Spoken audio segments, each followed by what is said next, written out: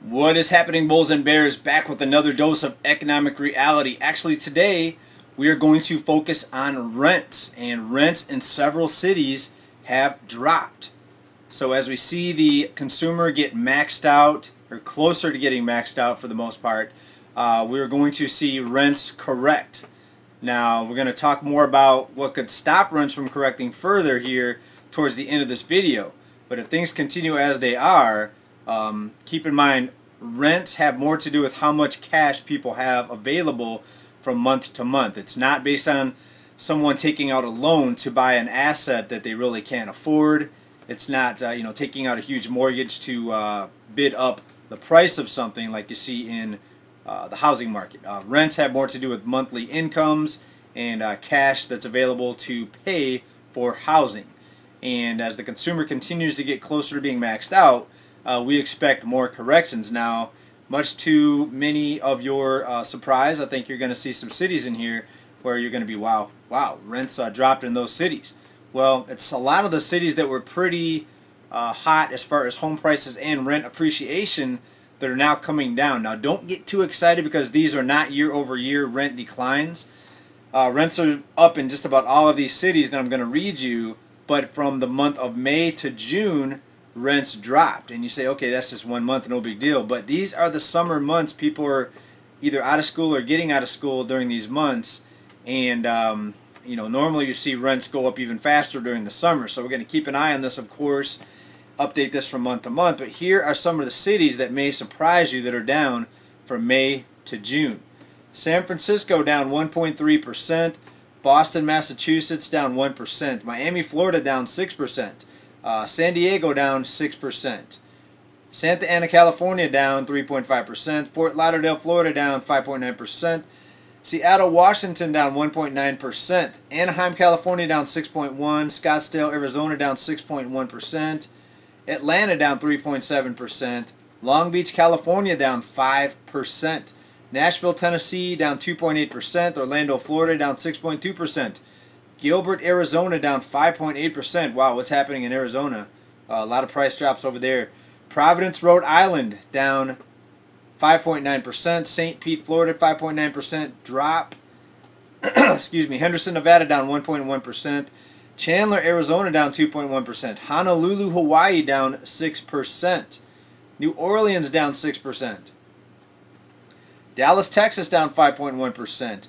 Newark, New Jersey down 1.8%. Reno, Nevada down 3.4%. Baltimore, Maryland down 3.1%. Chesapeake, Virginia down 2.2%. Houston, Texas down 6.2%. Gilbert, Arizona down 3%. Cleveland, Ohio down 5.6% rather. Detroit down 5.8%. Arlington, Texas down 3.6%. Buffalo, New York down 5.8%.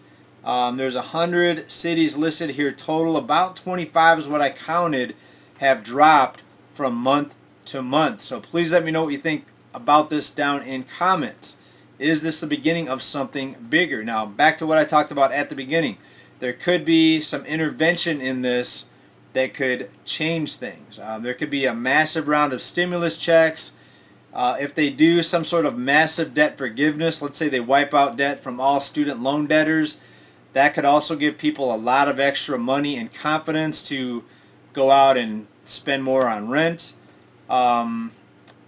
Rates could drop. They could bring rates back down. That could bring the markets back up.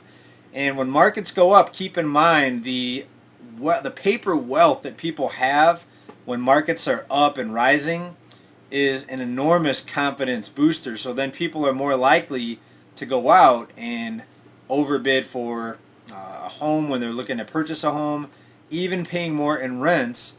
And when markets are up, it also triggers spending, and that creates jobs. Now, when markets are down and falling, stock market's been up and down lately, but from the highs, we're still down pretty big, and most of the index is down between 15 and 20% in most of them. So that has a lot of people feeling the pinch, and a lot of confidence was lost. When you look at the electronic space for electronic investments or online assets or digital assets as some call them, massive sell-off and billions lost, in those markets total. And that has a big factor both mentally and in the job market, because when people are spending and they're confident, that creates jobs. It's pretty simple, right? It's a consumer-based economy. When people are confident, they'll take on more debt, they'll swipe their credit cards more. But now we're reaching the end of the road. People are either maxed out or getting close to being maxed out on their credit cards. And again, there could be some massive intervention that comes in and changes market fundamentals. I hope that doesn't happen. I hope we see some real price discovery come up here.